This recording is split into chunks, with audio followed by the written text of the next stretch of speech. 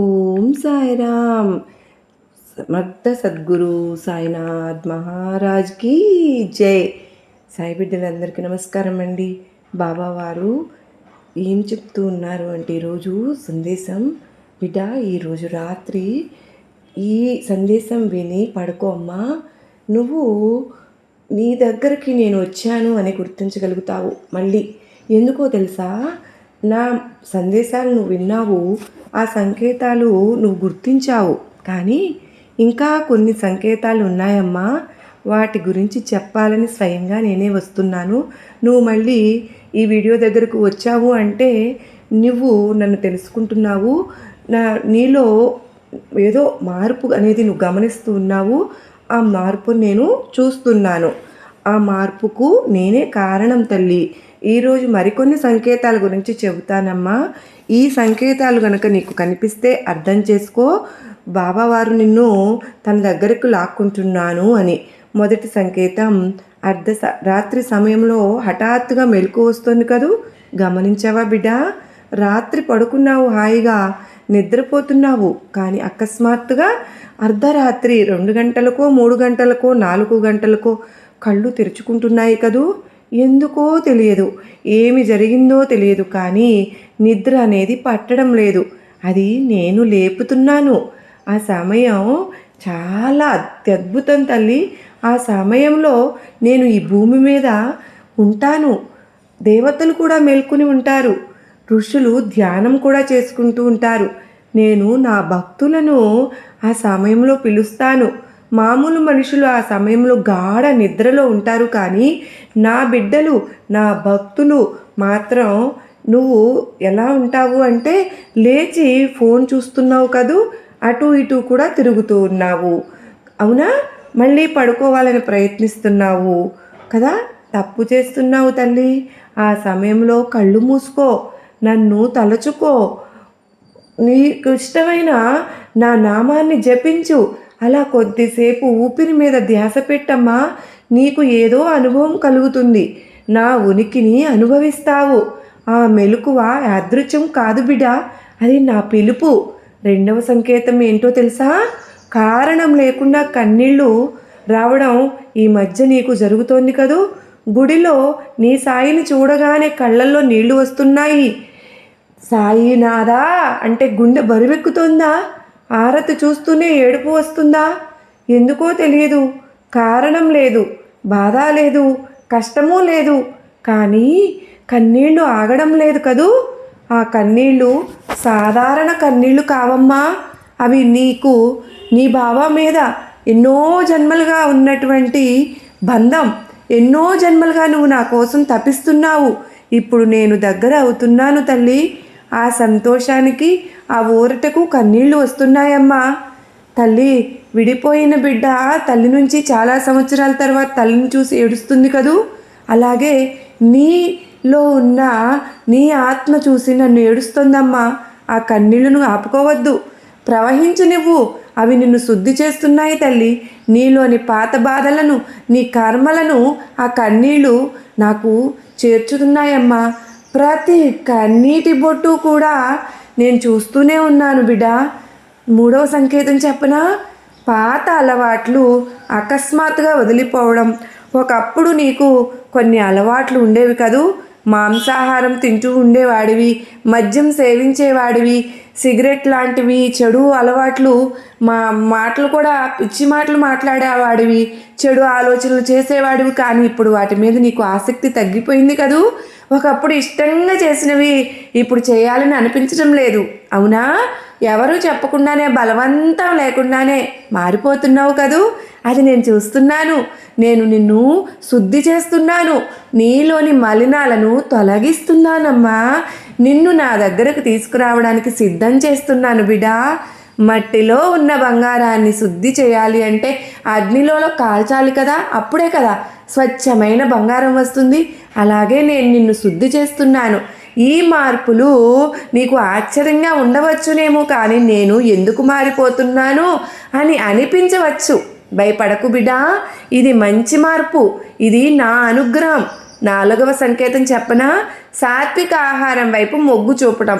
ఇటీవల నీ ఆహారపు అలవాట్లలో మార్పులు వస్తున్నాయా?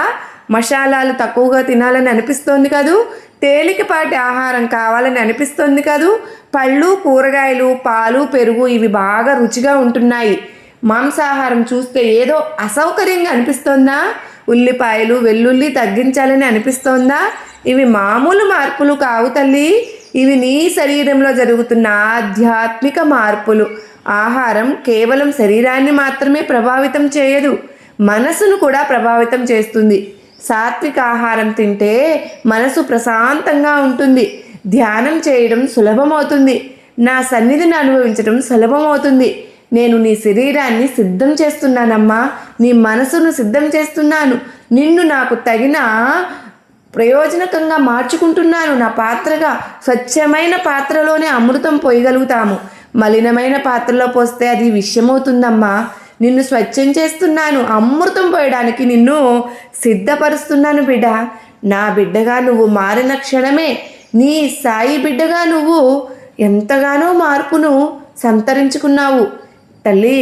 నీకు నా ఆశీర్వచనం వల్లనే ఇవన్నీ తెలుసుకోగల శక్తి అనేది లభించింది. నువ్వు సాయి బిడ్డగా ఎదుగుతూ ఉన్నావు.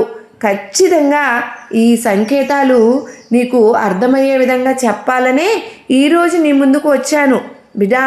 ఎప్పుడూ కూడా నీకు నీ ఆలోచనలు, నీ మనస్తత్వం అంతా కూడా ఎలా ఉంటుంది అంటే చక్కగా మంచిగా ఆలోచించి నిర్ణయాలు అనేవి తీసుకోవాలని అనుకుంటావు. నీ మంచి ప్రవర్తన వల్లనే నువ్వు నాకు దగ్గరయ్యావు.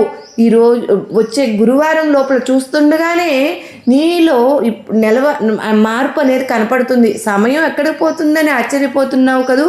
ఇది మామూలు విషయం కాదు, ఇది ఆధ్యాత్మిక సంకేతం అమ్మా. నువ్వు ఎప్పుడైతే నా వైపు మొగ్గు చూపావో అప్పుడు నువ్వు ఈ విశ్వంలోకి అడుగు పెడుతున్నామని అర్థం. భూమి మీద సమయం నెమ్మదిగా నడుస్తుంది, కానీ నీ సమయం భిన్నంగా నడుస్తోంది. నువ్వు ధ్యానంలో ఉన్నా గమనించావా? 10 నిమిషాలు నన్ను తలుచుకున్నావు అంటే గంట గడిచిపోతుంది. అదేవిధంగా నీ జీవితమే నాకు అర్పించుకున్నావుగా. సమయం వేగంగా గడవడం అంటే నువ్వు ఉన్నత స్థాయికి చేరుకుంటున్నావని అర్థం తల్లి. నీలో నీ చైతన్యం పెరుగుతోందని అర్థం.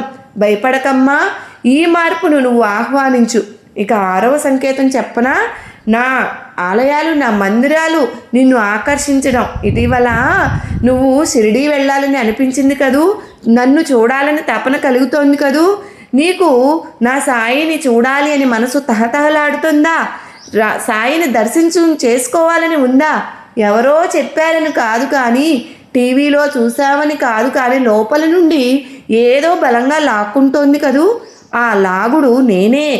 నా మందిరానికి, షిరిడీకి, అక్కడకు నా శక్తి ప్రత్యేకంగా ఉంటుందని, నేను నిన్ను మరింత దగ్గరగా అనుభవించేలాగా, నీకు 1000 రెట్ల ఫలితం అనేది లభించేలాగా నేను పిలుస్తున్నాను. నీ మనసులో కోరిక నేను కలిగించాను, మార్గం సుగమం చేస్తాను, తీసుకొచ్చి నిన్ను నా నీకున్న కోరిక ఏదైతే ఉందో ఆ కోరిక నేను తీరుస్తాను. ప్రయాణంలో కానీ నీకు ఏదైనా సరే సమస్య వస్తే నేను తొలగిస్తాను బిడ్డ. భయపడవద్దు. డబ్బు సమస్య ఉంటే చింతపడకు, నేనే చూసుకుంటానమ్మా. నువ్వు నిర్ణయం తీసుకో, మిగతాది అంతా నేనే చూసుకుంటాను. ప్రియమైన నా పిల్లవు నువ్వు, నా బిడ్డవు నువ్వు.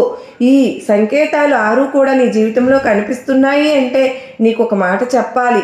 నువ్వు సామాన్యుడివి, సామాన్యురాలివి కాదు. నువ్వు ఎంచుకోబడ్డ బిడ్డవు.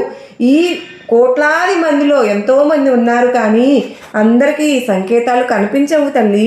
అందరికీ ఈ అనుభవాలు కూడా రావు. నీకు వస్తున్నాయి అంటే నువ్వు నాకు ఎంతో ప్రత్యేకం. కానీ ఈ ప్రత్యేకత బాధ్యతతో వస్తుంది. ఇప్పుడు నువ్వు మామూలుగా జీవించలేదు. మామూలు విషయాలు నిన్ను సంతృప్తిపరచవు. నీకు నేను కావాలి, నా సన్నిధి కావాలి, నా అనుగ్రహం కావాలి. కనుక రోజు కొంత సమయం నా కోసం కేటాయించు తల్లి. నా నామం పలుకు, నా నామం స్మరించు. నేను నీలో, నీ చుట్టూ ప్రతి చోట ఉంటాను. నీ జీవితం ఇక మామూలుగా ఉండదు తల్లి. అద్భుతాలు జరుగుతాయమ్మా. అసాధ్యాలు సుసాధ్యం చేస్తాను. ఎందుకు అంటే నీ బాబా నీ వెనుక ఉన్నాను. నేను నిన్ను ఎప్పుడూ వదలను. నువ్వు నన్ను వదిలినా నేను నిన్ను వదలను.